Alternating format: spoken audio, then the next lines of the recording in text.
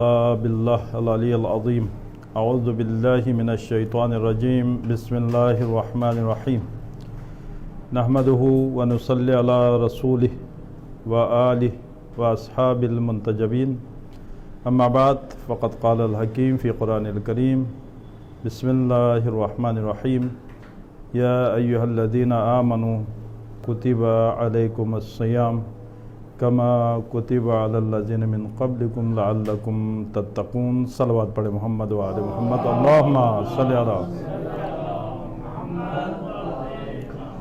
میں سب سے پہلے تمام مومنین اور بالخصوص ہمارے مولا و آقا حضرت امام زمانہ جل اللہ تعالی شریف کی خدمت اقدس میں نائب امام رہبر معظم حضرت امام خامنائی کے شہادت پر اور اسی طرح ان کے جتنے بھی رفقا کی شہادت پر تعزیت، تسلیت اور تبریک عرض کرتا ہوں، اور پروردگار عالم سے التجا ہے، دعا ہے کہ رب ذوالجلال ان کی درجات کو بلند فرمائے اور جوار ائمہ کے اصحاب میں ان کا شمار فرمائے۔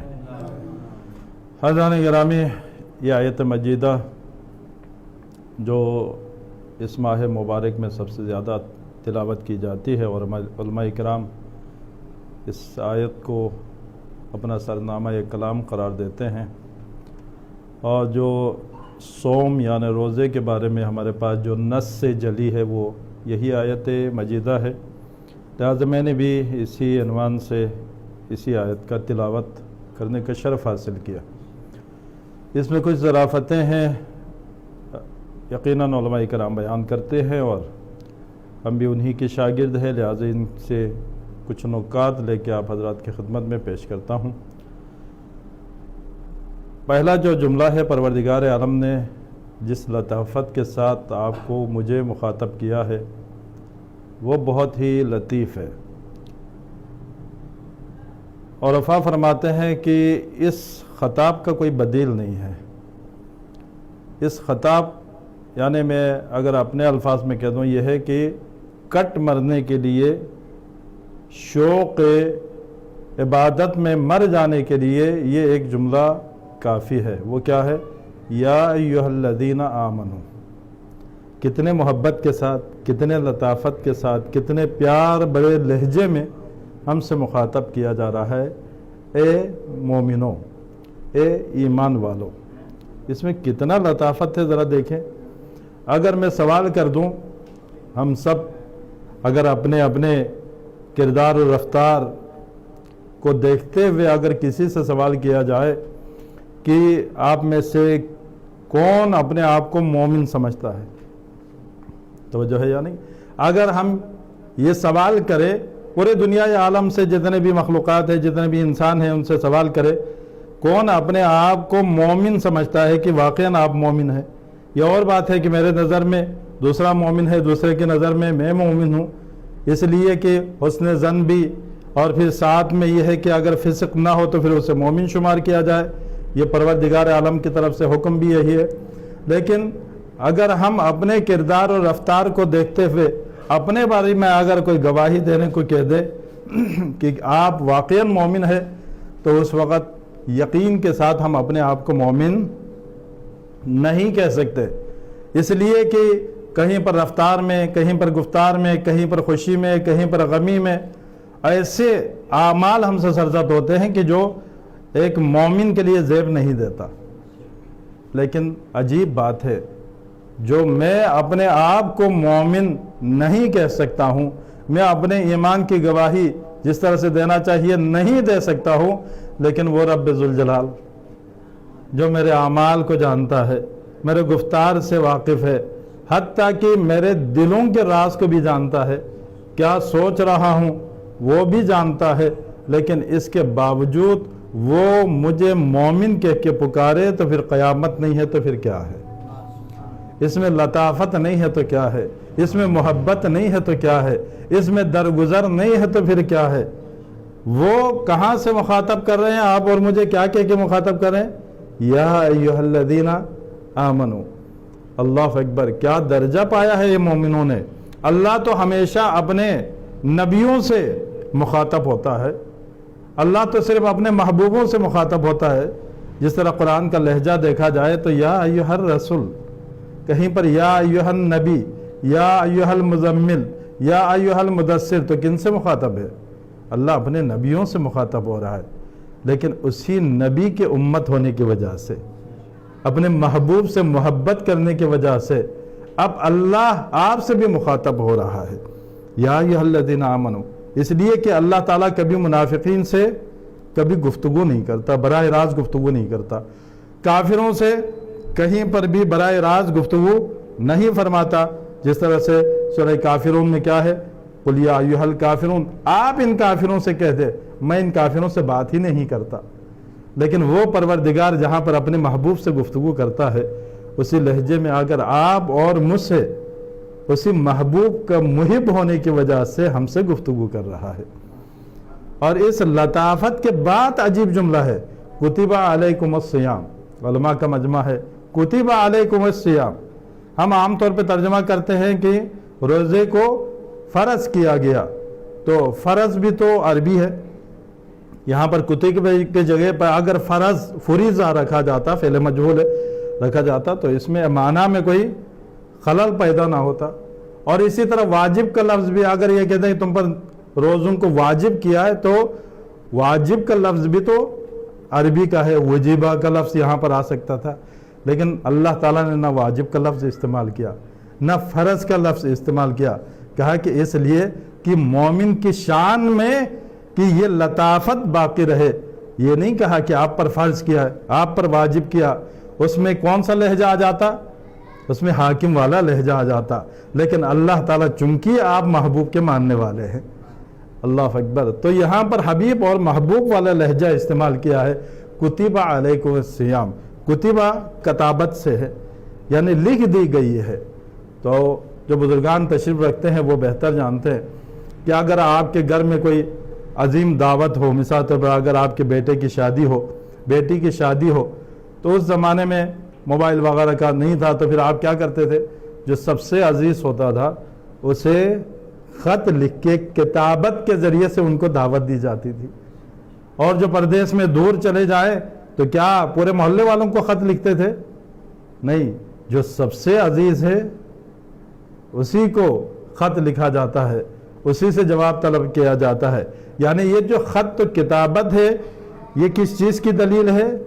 یہ دلیل ہے محبت کی، یہ دلیل ہے قربت کی۔ لہٰذا اللہ تعالیٰ نے اگر روزے کی دعوت دی ہے تو پھر وہ دعوت کیسے دی ہے؟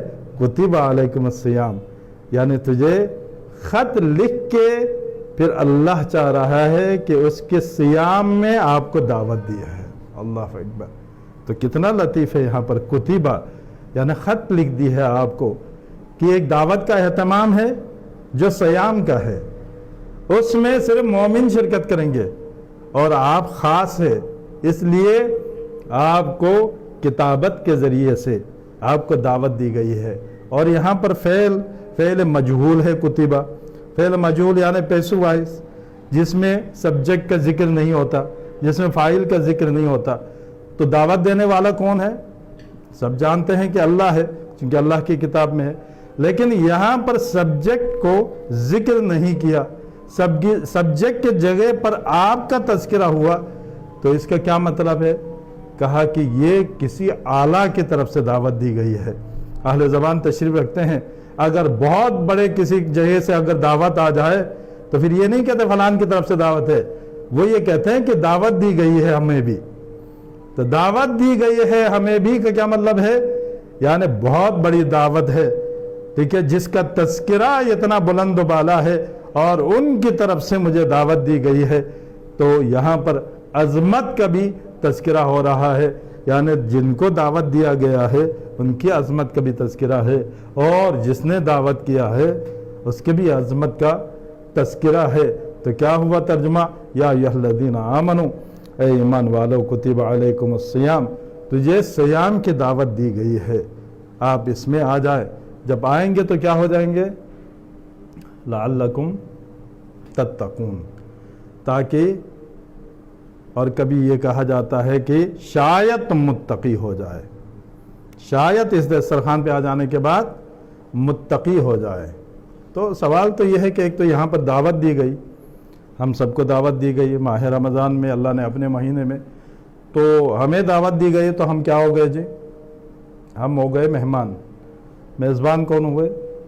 جس نے دعوت دی ہے، یعنی پروردگار ہمارا میزبان ہے۔ آپ بولتے رہے، ریکارڈنگ ہوتی رہے گی۔ تو وہ میزبان اور ہم مہمان اب بلائے گئے ہیں۔ جب بلائے گئے ہیں تو پھر یہ کون سا طریقہ دعوت ہے کہ آ جانے کے بعد صبح کے اذان سے لے کے مغرب کے اذان تک تم نے کچھ کھانا نہیں ہے، کچھ پینا نہیں ہے، یہ کام کرنا نہیں ہے؟ تو پروردگار ہے، یہ دعوت کا، یہ مہمانی کا کون سا طریقہ ہے؟ ہمارے گھر میں آ جائے تو ہم نہیں کھاتے، بچوں کو کہتے ہیں کہ تم نہ کھانا کم نہ ہو جائے، کچھ اپنے اوقات سے بڑھ کے کہیں سے لا کے ہم مہمانوں کو کھلاتے ہیں۔ اور طریقہ بھی یہی ہے کہ مہمانوں کی جتنی خدمت کر دی جائے تو وہ اسراف میں نہیں آتا۔ تو جو ہے یا نہیں ہے؟ کہا کہ کسی کے گھر میں اگر کوئی آ جائے اور پھر اس کے بعد بغیر کھائے پیے چلا جائے تو وہ گھر آباد گھروں میں شمار نہیں ہوتا، بلکہ اس گھر کو قبرستان میں لکھ دیا جاتا ہے۔ گویا کہ قبرستان جا کے کچھ ملتا ہے ہمیں، بہت سارے وہاں پر رہنے والے ہیں، لیکن کوئی پانی کا نہیں پوچھتا، کوئی چائے کا نہیں پوچھتا، کوئی کھانے کا نہیں پوچھتا۔ تو کہا کہ جس گھر میں کوئی مہمان آ کے خالی چلا جائے تو پھر وہ گھر نہیں ہے، قبرستان ہے، اور قبرستانوں میں اس گھر کا نام لکھ دیا جاتا ہے۔ تو پروردگارہ، ہم تو اپنے مہمان کے ہم سخی نہیں ہیں، ہمارے پاس خزانے نہیں ہیں، اس کے باوجود ہم اپنے مہمانوں کا خیال کرتے ہیں، ان کو کھلاتے پلاتے ہیں۔ لیکن تجھ جیسا سخی، تجھ جیسا کریم، جو کبھی فرعون کو بھی بھوکا نہیں رکھا، نمرود کو بھی دیتا رہا، لیکن ہمیں مومن کہہ کے بلایا ہے، پیارے کہہ کے بلایا ہے، اے پیارے مومنو، یہ کہہ کے ہمیں بلایا ہے، اور پھر اس کے بعد ہمیں بھوکا رکھا جا رہا ہے۔ تو یہ کیسی مہمانی ہے؟ درود پڑھے محمد و آل محمد۔ اللہم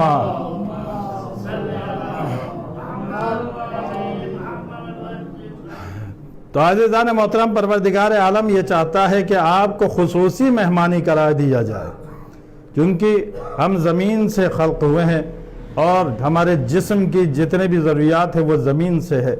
ہمارا کھانا پینا سب کچھ جو ہے اسی زمین سے پروردگار عالم نے ہمارے لیے تخلیق کی ہے، لیکن رب ذوالجلال ہمیں ذرا بلند کرنا چاہتا ہے۔ بلندی کے لیے ضروری ہے کہ آپ ذرا ہلکے ہو جائے۔ اگر پیٹ بھر کے کھانا کھایا ہوا ہو تو پھر آپ کو جو نماز پڑھنے کا مزہ کتنا آتا ہے، اگر خالی پیٹ اگر اللہ کی عبادت کرے تو اس میں کتنا لطف ہوتا ہے۔ تو جو ہے پیٹ بھر کے اگر ہم عبادت کرتے ہیں تو اس میں سستی ہے، لیٹنے کا دل کرتا ہے، نماز پڑھنے کا دل نہیں کرتا۔ لیکن اگر ہمارے شکم خالی ہو تو پھر یہ ہے کہ عبادت میں مزہ آتا ہے، لذت محسوس ہوتی ہے۔ کہا اس لیے کہ تم اب زمین کی طرف نہیں کھینچے ہوئے ہو بلکہ عرش اعظم کی طرف کھینچے جا رہے ہو، بلند ہوئے جا رہے ہو، اس لیے اس عبادت میں مزہ آتا ہے۔ تو اللہ ہمیں اٹھانا چاہتے ہیں۔ ہم نے کہا کہ پروردگار وہ کیسے؟ یہ تمام نعمتیں ہم سے دور کر دی گئی۔ کہا کہ ہاں، اس کائنات میں جتنی بھی نعمتیں اللہ نے دی ہے صرف آپ کے لیے تخلیق نہیں کی۔ کہا کہ پھر کن کے لیے؟ قرآن مجید میں پروردگار عالم نے ارشاد فرمایا، کہا کہ کلو وراعوا انعامکم، تم بھی کھاؤ اور تمہارے جانور بھی اس میں سے چریں گے۔ تم بھی کھاؤ اور جانور بھی اس میں سے کھائیں گے۔ تو یہ جو دسترخوان بچھایا گیا ہے پھل فروٹ کا، سبزیوں کا، گوشت کا، یہ تمام کے تمام دسترخوان بچھانے کے بعد اس دسترخوان، ایک ہی دسترخوان پہ آپ کو بھی بٹھایا ہے، مجھے بھی بٹھایا ہے، گدھے کو بھی اسی پہ بٹھایا ہے، بکری کو بھی اسی پہ بٹھایا ہے۔ تو ہمارا لیول کیسا ہوگا؟ ہم کس لیول پہ آ گئے؟ تو اللہ نے کہا یہ تمام نعمتوں میں یہ دسترخوان بچھا دیا ہے اور اس میں تم بھی کھائیں گے اور تمہارے جانور بھی کھائیں گے۔ جبکہ دیکھا جائے تو ہم سے بہتر یہ جانور کھاتے ہیں، ہم سے بہتر جانور کھاتے ہیں۔ سبزی جو کھاتے ہیں تو وہ وٹامن سمیت چر کے کھا جاتے ہیں۔ آپ وہ سبزی کو لاتے ہیں، ابالتے ہیں، پھر اس کے بعد کھاتے ہیں، بہت سارے وٹامنز اس میں ضائع ہو جاتے ہیں۔ اور اسی طرح گوشت دیکھے تو لاتے ہیں، ابالتے ہیں تو کہتے ہیں کہ بہت سارے وٹامن اس میں ضائع ہو جاتے ہیں، جبکہ شیر وہی فریش گوشت وہ کھا جاتے ہیں۔ اسی طرح رہائش کے اعتبار سے اگر آپ دیکھیں تو آپ سے بہتر جو ہے رہائش کہاں پر ہے جناب؟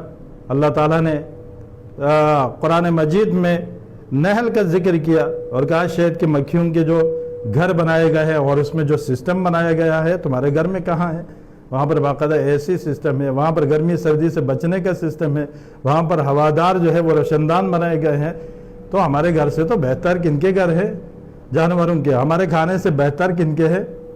اگر یہ کپڑے وغیرہ دیکھیں، اگر اس پہ فخر کرتے ہیں تو دنیا کا بہترین جو لباس ہے وہ ایک کیڑے سے حاصل ہوتا ہے جسے ابر ریشم کہا جاتا ہے۔ اگر ویسے لباس دیکھا جائے تو یہ کچھ عرصے کے بعد بوسیدہ ہو جائیں گے، لیکن مور کو اللہ تعالیٰ نے کیا لباس عطا کیے ہیں۔ اور ابھی اگر آپ دیکھیں تو انٹرنیٹ نے کیا واضح کر دیا، کیا کیا خوبصورتیاں ان کے ساتھ پروں کو سجا سجا کے دیا گیا ہے۔ تو نہ آپ کا کھانا اچھا ہے، آپ سے بہتر جانور کھا رہے ہیں، نہ آپ کا گھر اچھا ہے، آپ کے گھر سے بہتر تو جانور کے گھر ہے، نہ آپ کا لباس پیارا ہے، آپ کے لباس سے بہت پیارا جو ہے اور کیا ہے کہ ہمیشہ ہمیشہ کے لیے جو پرندوں کو پہنایا گیا ہے وہ کتنا لطیف ہے، کتنا خوبصورت ہے۔ باقی جو چلنے پھرنے کی آسائش بھی دیکھے تو آپ کے لیے مشین کی ضرورت ہے، اس میں پیٹرول کی ضرورت ہے، اس میں دوسری چیزوں کی ضرورت ہے، جبکہ یہ پرندے جب چاہے اڑے، جب چاہے بیٹھے، جب چاہے جہاں پر جائے۔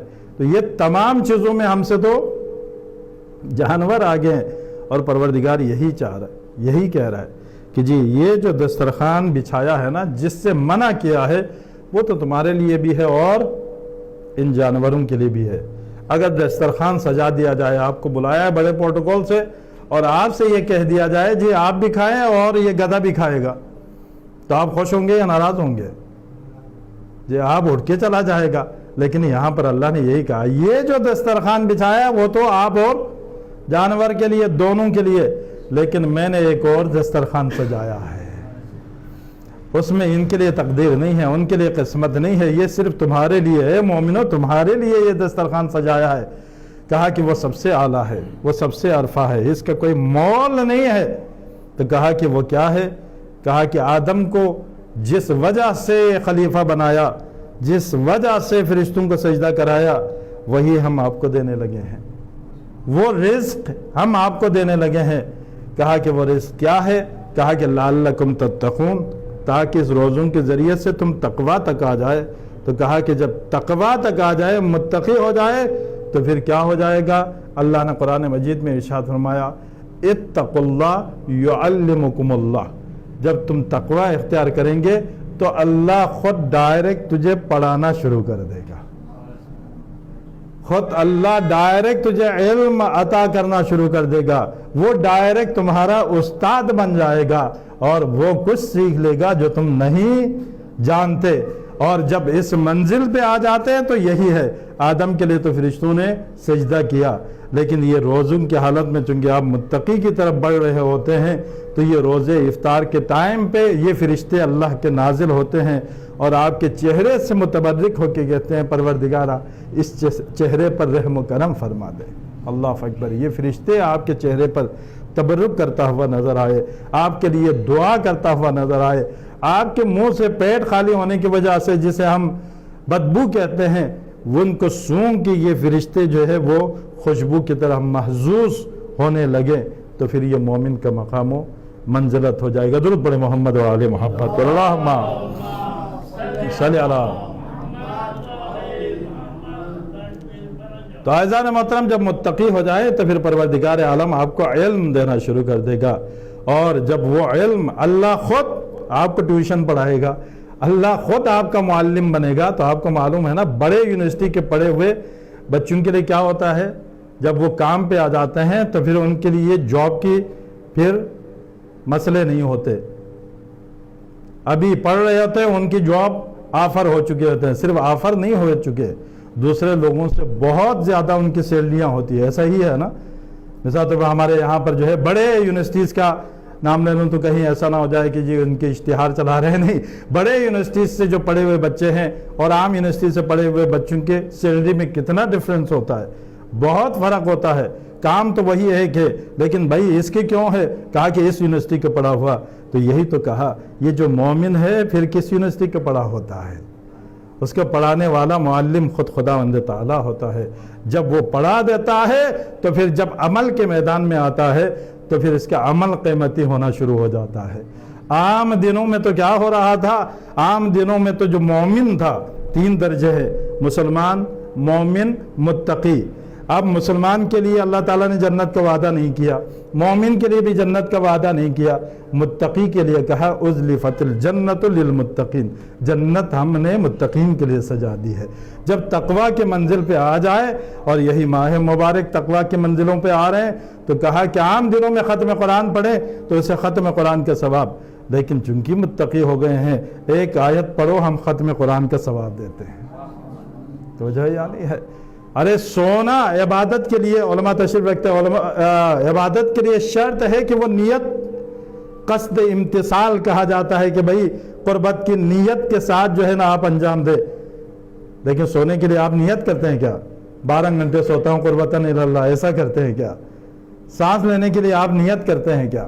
جی ایک سانس لیتا ہوں یا سانس نکالتا ہوں قربتاً الی اللہ، نہیں.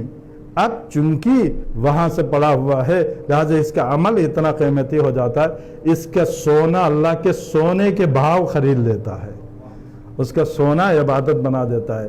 اس کی سانسیں نہیں جو اس کی اپنے لیے ضرورت ہے، لیکن اللہ تعالیٰ اس کا بھی خریدار ہو جاتا ہے، اس کے سانسوں کو بھی پروردگار عالم خریدتا ہے.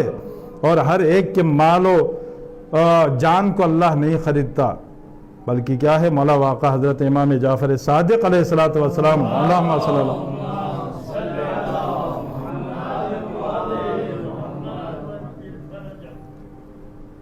مسجد نبوی سے باہر نکلے تو ایک بہت ہی خرقہ پوش، ہاتھ میں تسبیح لیا ہوا اور عمامہ ڈالا ہوا، پونچے اوپر کیے ہوئے تسبیح کرتا ہوا وہاں سے گزر رہے. امام پیچھے پیچھے ایک جگہ پہ پہنچے تو اس نے تبلیغ کرنا شروع کر دیا، اور وہ نونوائی پہ کھڑے ہو گئے. نونوائی کو تبلیغ کرتے کرتے جب نونوائی نے ادھر دیکھا 2 روٹیاں اپنے عبا میں چھپا دی.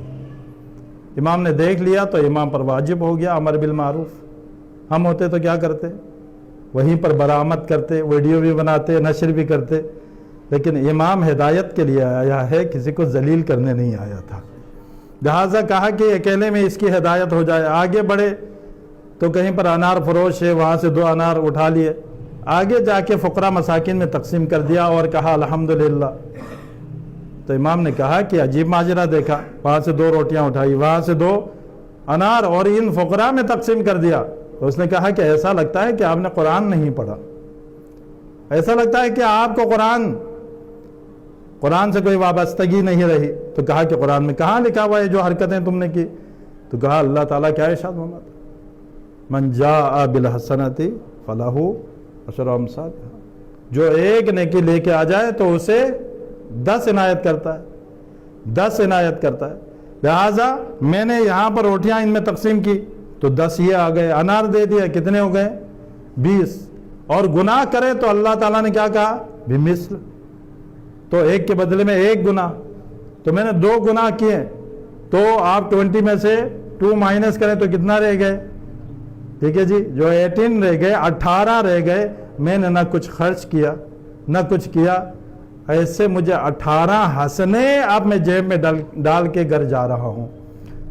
کیا اچھا تھا ہاں، افطاریاں دینے کا اور یہ تمام ثواب کمانے کا. 1 کھجور دے دیں تو پھر وہ جنت مل جائے گا والا، تو یہ جنت لے کے جا رہا ہے. تو میرے امام نے کہا کہ اسی قرآن میں یہ بھی کہا ہے اللہ ہر ایک کی چیز کو قبول نہیں کرتا، ہر ایک سے نہیں لیتا، بلکہ اللہ کے خریدنے کا کچھ معیار ہے. اللہ تعالیٰ نے اسی قرآن میں ارشاد فرمایا انما یتقبل اللہ من المتقین، اللہ صرف مومنین سے قبول کرتا ہے. صرف جو متقی ہے انہی سے اللہ تعالیٰ لین دین کرتا ہے. اللہ اگر کوئی قبول کرتا ہے تو صرف متقیوں سے قبول کرتا ہے. تو تیرے کیا یہ عمل متقیوں والا ہے؟ یقیناً نہیں ہے. جب نہیں ہے تو پھر کیا ہے؟ اللہ تعالیٰ متقی کا قبول کرتا ہے. اور اس ماہ مبارک میں چونکہ متقی ہو گئے تو اپنے جنت کو اتنا سستا کر دیا. کہا کہ 1 کھجور کسی کو کھلا کے، کسی روزہ دار کو کھلا کے، ہے کوئی جنت لینے والا؟ کسی نے کہا کہ اگر 1 کھجور نہ ہو تو کہا کہ آدھی کھجور دے کے بھی اللہ کی جنت کو خرید لو. یہ بھی ہر ایک کے لیے نہیں ہے، انہی کے لیے ہے کہ جو متقی ہے، اور جب متقی ہو جائے تو پروردگار آپ کے ہر عمل کا خریدار ہے۔ اور آج جس غم میں ہم بیٹھے ہوئے ہیں، اور اس کو اگر ہم دیکھ لیا جائے، آیت اللہ خامنائی صاحب کے جتنے بھی تقریریں ہیں اگر ان کو دیکھ لیا جائے تو آپ یہی فرماتے ہوئے نظر آتے ہیں، اور اسی کا ذکر جو ہے خود امریکہ کے نائب صدر نے بھی کہا کہ ٹرمپ پریشان ہے، کہا کہ یہ سب کچھ ہم لے کے جانے کے باوجود بھی یہ لوگ ڈرے نہیں ہے، خوف نہیں کھائے۔ تو پھر میں نے ان کو بتایا، کہا کہ جو لوگ موت کو اپنے لیے سعادت سمجھ کے اس کے لیے دعا کرتے ہوں تم اس کو ڈرا نہیں سکتے۔ توجہ ہے یا نہیں ہے؟ ان کو پھر ڈرایا نہیں جا سکتا، اس لیے کہ کیا ہے جناب، شہادت شہادت شہادت، سعادت سعادت، یہی تو نعرہ ہے نا، اور یہی وجہ ہے ہر جگہ پہ کامیابیاں تھی مولا کائنات کی۔ اللہ تعالیٰ نے ان کے سونے کو بھی خرید لیا، ان کے ضرب کی جو ہے کیا قیمت لگائی، ضربت علین یوم الخندق افضل من عبادت ثقلین، 1 ملی سیکنڈز کا عمل ہے جو ثقلین کی عبادت پہ باری کر دیا۔ سب کچھ خریدار، ہر جگہ پہ اعلیٰ و اعلیٰ، لیکن کب نعرہ لگایا فزت برب الکعبہ؟ جب شہادت پہ، جب آپ کے سر مبارک پہ ضربت لگی تو پھر آپ نے کیا فرمایا؟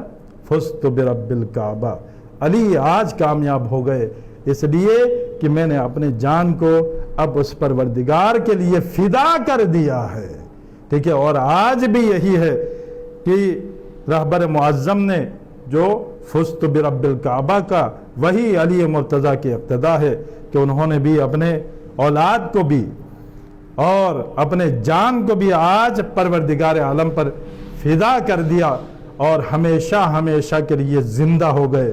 وَلَا تَحْسَبَنَّ الَّذِينَ قُتِلُوا فِي سَبِيلِ اللَّهِ أَمْوَاتٌ، کہا کہ ان کو مردہ نہ کہو، کہا کہ شاید احترام کی وجہ سے نہ کہہ سکتے ہو مردہ، تو کہا کہ نہیں، کبھی گمان بھی نہ کرنا، جو اللہ کے راہ میں شہید ہو جائے تو ان کو مردہ گمان بھی نہ کرنا، اس لیے کہ وہ حیات جاوداں پا گیا ہے، وہ ہمیشہ کی زندگی پا گیا ہے، اور اس میں مایوسی کی بھی کوئی بات نہیں ہے، اس لیے کہ ان سے بھی افضل و اعلیٰ ہمارے ائمہ علیہ السلام شہید ہوئے۔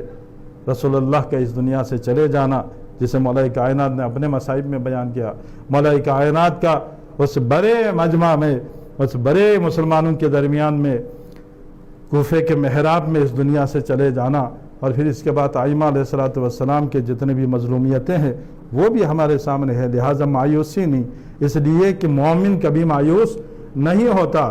ان کا جو والی ہے، ان کا جو سرپرست ہے، ان کا جو پدر روحانی یا حقیقی ہے، وہ پردہ غیب میں ہے، اور مستقبل ہمارا ہے، آپ کا ہے۔ انشاءاللہ اس نظام ظلم نے ختم ہو جانا ہے، نظام عدل نے آ کے ہی رہنا ہے، اور اس کے لیے تیاری کے لیے اللہ تعالیٰ جو ہے ہم سے امتحان چاہتے ہیں۔ پروردگار